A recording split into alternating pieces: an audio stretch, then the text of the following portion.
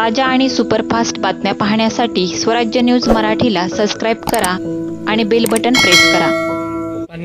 ही स्थानिक स्वराज्य संस्थेसाठी लावलेली सदस्य नोंदणी अभियान नाही आहे, 2024 सदस्य नोंदणी अभियान आहे। संपूर्ण भारतात सर्व राज्यात सदस्य नोंदणी अभियानाची प्रोसेस यापूर्वीच पूर्ण झालेली आहे। केवळ हरियाणा आणि महाराष्ट्र या ठिकाणी निवडणुका होत्या, त्यामुळे निवडणुकानंतर या दोन राज्याला मुदत दिली होती। आता सरकार स्थापन दिल्यानंतर आपल्याला 15 जानेवारीपर्यंतची वेळ दिलेली आहे।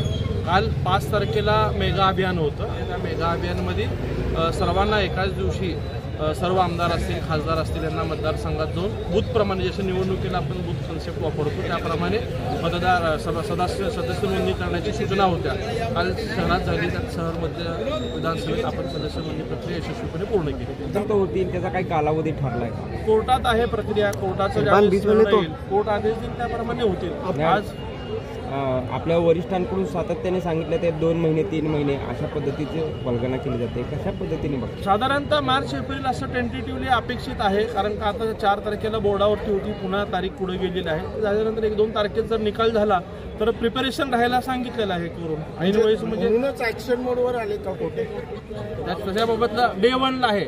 विधान भवनामध्ये ज्यावेळेस पहिल्याच दिवशी अधिवेशनाला गेलो, खरं तर कुठल्याही विकास कामाच्या बाबतीत चर्चा करण्याची संधी तारांकित प्रश्नातून मिळत असती, परंतु माहिती घेतली, नौका आहे, युवक आहे, अनेक आमदारांच्या पीएना अधिकाऱ्यांना चर्चा केली। मला पाणी प्रश्नाच्या बाबत बोलायचं आणि त्यांनी सांगितलं की औचित्याच्या मुद्द्यात तुम्ही बोलू शकता, ती संधी निर्माण करून बोललं।